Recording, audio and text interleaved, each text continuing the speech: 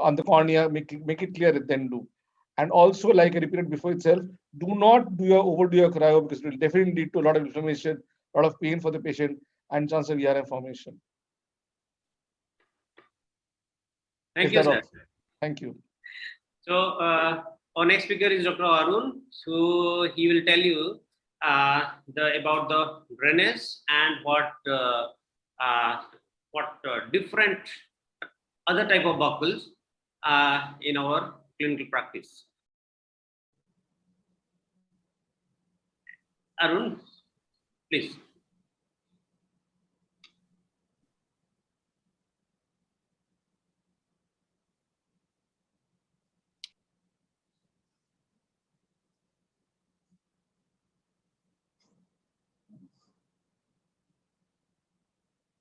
So is my slide visible? Yes. So first of all, thank you, Dr. SSP. SSP is a driving force in my life, in fact, in my practice also. So wherever I am in trouble, he is there to save me. I'm also thankful to my team, Dr. Keshav Lahoti, Dr. Ekta Singh, and Dr. Amit Palkar. So I'll be talking about drainage and non-drainage and what is new in scleral buckling. So the outline of the presentation would be an evidence-based learning. There'll be certain cases that we'll discuss, and we'll be also sharing our surgical experiences. Although very limited experiences in front of Saurav sir, SSP, Krishnandu, they're doing so well. Tapas sir is doing so well, but still a little bit of our experience that we'll be sharing up. So as KNI, Krishnandu already highlighted the classical indication. One line, it is an uncomplicated rhegmatogenous retinal detachment up to PVR grade C1. Of course, preferred in young patients, phakic eyes, retinal detachment associated with retinal dialysis. So these are the cases where you will never want to do a buckle. So for the beginners, these are the cases where you would never prefer to end up in buckling. Vitrectomy is the choice. So the question now comes is to drain or not to drain. So after such an elaborative presentation by Saurav sir and a wonderful video by KNI, now when I talk about drainage, classically the drainage was described in eyes with pre-existing glaucoma, wherein the elevated intraocular pressure resulting from the drainage surgery may aggravate the optic nerve damage. Chronic retinal detachments, bullous retinal detachments, RPs, even when you are attempting a surgery for Coats disease. So these are the cases where you would classically consider doing a drainage. So drainage can be avoided in certain situations also, especially when you have an apposition of RP and the retina that is attained by the buccal indent. Fresh rhegmatogenous retinal detachments with attachment of retina despite shallow fluid overlying the buccal break from the RP. The possible mechanism in non-drainage that works is the displacement of subretinal fluid away from the break. Reduction of vitreoretinal traction, which can be achieved by displacement of the eyeball and the retina. Post-operative increase in the buccal height and increase in the resistance to fluid flow through the retinal break by alteration of the shape of the eyeball. So we're going to describe a case of a 20-year-old female, diminution of vision in left eye since last 6 months, no history of trauma, OD 6-9, OS, counting finger close to face, intraocular pressure 12 and 14 respectively, anterior segment within normal limits. So as you can see, there's a temporal detachment, OCT collaborates, there's an intraretinal cyst, and we always think, what will be your plan? Would you be planning for a vitrectomy, scleral buckling, 6-month-old? We decided to go ahead with buckle, young, phakic, single break, formed vitreous. As Dr. Tapas was saying, the role of formed vitreous, which kind of act as a biotamponade, and scleral buckling was performed. So we did a Chandler-assisted scleral buckling. We did a segmental 240 encerclage with subretinal fluid drainage. And on marking the break, it was beneath the lateral rectus, 3 millimeters from the insertion, and the result was wonderful. So what should be the location of subretinal fluid drainage site? It should be ideally on the either side of the horizontal recti due to the relative avascularity of the beneath the area of maximum subretinal fluid, away from the retinal break to avoid the inadvertent drainage of liquid vitreous through the perforating site, beneath the fixed fold or a subretinal glytic band, and ideally beneath the buccal. So this is the classical description. Now let's go on to the novel techniques or I would not merely call as the novel technique, but I would say alteration in the technique of buckling. So one of the controversial was the Chandler assisted buckling surgery. So in our center, we call this as the CABS. And yes, honestly speaking, most of my buckling has now shifted towards Chandler assisting. So this was classically described in 2012 by Alderman et al. In the paper which was published in the European Society. It capitalizes on the wide angle visualization technique. The advantage is towards the performance and teaching of the scleral buckling also. It kinds of also reduces the times where the surgical time reduces, as well as the corneal edema, which with prolonged surgery can be an issue. So we use here a 25 gauge system, which is a Chandler system, which is constellation based.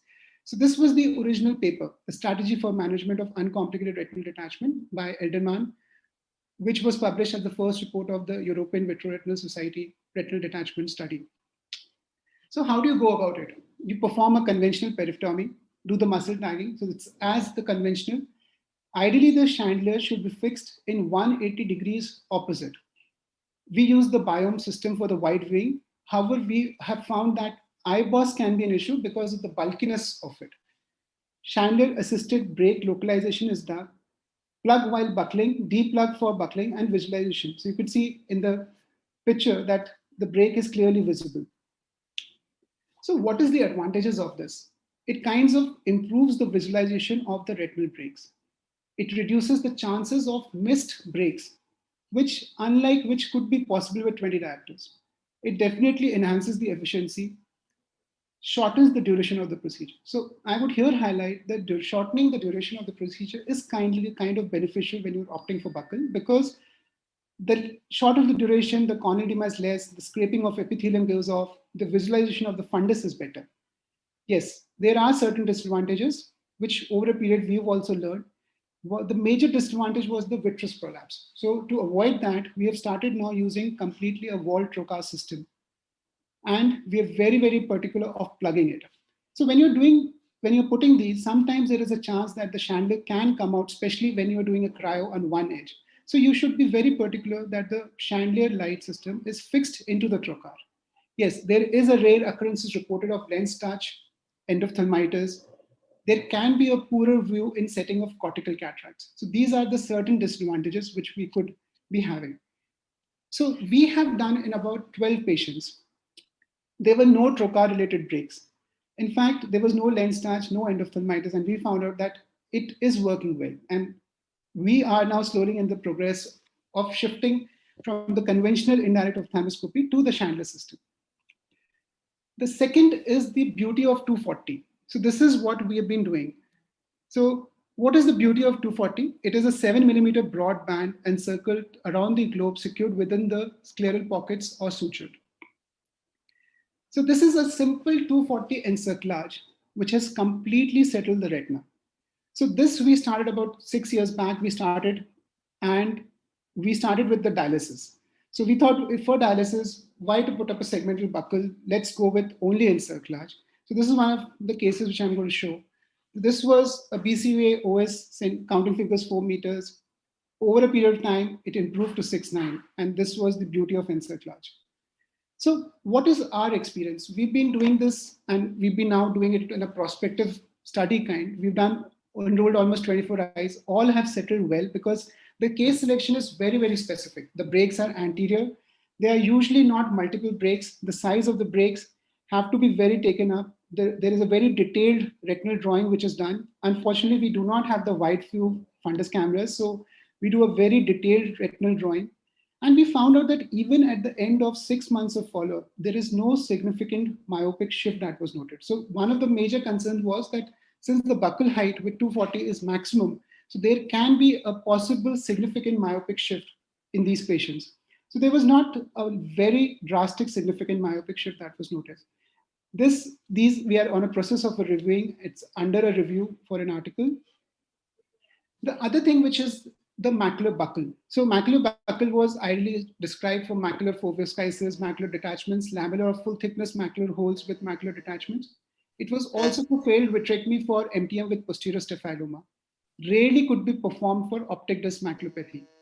So Our experience was unfortunately not very good. We did it for 2 eyes. Unfortunately, both failed. In fact, one, we had to remove the macular buckle. So what is the other areas where buckles could be done? So buckles in special conditions like Coats disease, retinopathy of prematurity, vasoproliferative tumor, FEVR stage 3, and angiomas could also be associated with peripheral tractional retinal detachments can be tried. And with this, I would like to pass the baton to Dr. SSP because he is going to talk about, in continuity about this, buckle in unusual situations. So I think I can lay a foundation for him to go ahead. Thank you all for your patient hearing. And it is an honor, Saurabh sir, to be with you, Tapas sir, Krishnendu, Dr. Kumar, Saurabh, and Pal sir. Thank you so much for the opportunity. Thank you. Dr. Arun, the one question is there. Have you tried any 242 band? So we are, sorry, Pal sir, I couldn't hear the question completely. Have you tried instead of 242 band 360 degree? No, we have just tried the 240 encerclage only. Okay. I have used the 42 only, not 242, 42. No, just 240. We are using just 240. Which 240, okay. No. I have used 42. Yes, sir, 42, only 42. 42, right. Yeah. I have used a few 42. It's a little bulky, neither here, neither there. I remember my senior colleague Pratik Jain used to use that a lot, just a variety, but I don't think it's, for me, it's either a 279, which is a 236 would be okay. 42 itself is not very helpful, I would say, even though you can get a good indentation with that. Yeah, Dr. Sakhya, actually 42 I sometimes use, and I especially those it's wider than the 240.